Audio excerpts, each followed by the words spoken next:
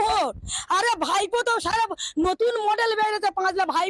আকাশ ঘিরে মেঘ করেছে, মমতা যাবে মাঠে আর ভাইপো যাবে জল আনতে তিয়ার নদীর ঘাটে। তিয়ার নদীর কালো জল, অনেক রকমের ফুল আর পশ্চিম বাংলার রাম জনতা তুলে নিচ্ছে এবার পদ্ম ফুল। নবান্ন থেকে টেনে হিসেবে নামিয়ে তোমাকে কালীঘাটে পাঠাবো আর কালীঘাটে থেকে তোমাকে গঙ্গার জলে ছুঁড়ে ফেলে দেবো। মমতা যাবে তিয়ার জলে, সঙ্গে যাবে কে?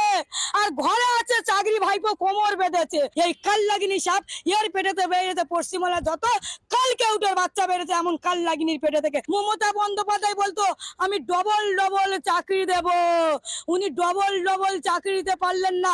ডবল ডবল চাকরি গুনে খেয়ে নিয়েছে, বলে লুট হয়েছে কোটি কোটি। কে খেয়েছে? হাওয়াই চটি, দিদির পায়ে হাওয়াই চটি, ভাই ভাই পর লুট হয়েছে। আর উনি ডবল ডবল লাঠি পেটা করালেন এই মাননীয় মুখ্যমন্ত্রী। যা সেই চটি চাটা প্রশাসন যাদের জীব গুণে একদম এরা মোটা হয়ে গেছে, তারাও ওই মাস্টারদের ছাড়লো না। আরে মমতা বন্দ্যোপাধ্যায় 21 সালে তো ওদের ভোটটা নিয়ে বলেছিল, ওরা পিসাইসি অফিসার ছিল, ওরা পলি এজেন্ট ছিল, ভুলে গেছেন। মমতা বন্দ্যোপাধ্যায় দেখলাম সেই খিদিরপুর বলে এখন বলছে অস্থায়ী। তাহলে স্থায়ীটা কখন ছিল? 21 সালে যেই ভোটার কার্ডে ধরা পড়ছে, বলে ভিতরে ভোট। আরে ভাইপো তো সারা নতুন মডেল বেরিয়েছে 5 লাখ ভাইপো কি করে 7 লাখ ভোটে দিতে পারলো?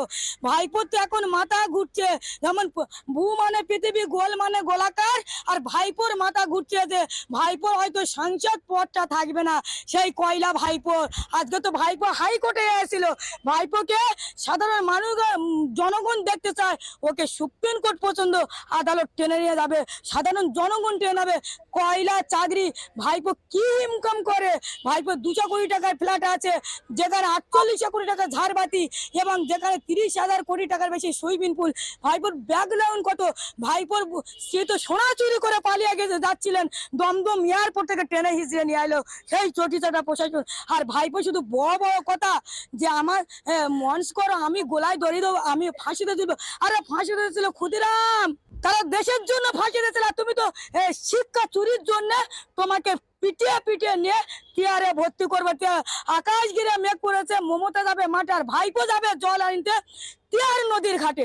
তিয়ার নদীর কালো জল, অনেক রকমের ফুল আর পশ্চিম বাংলার রাম জনতা তুলে নিচ্ছে এবার পদ্ম ফুল। দিদিমণি চটি চাটা প্রশাসন জীবগুলো চেটে চেটে মোটা হয়ে গেছে।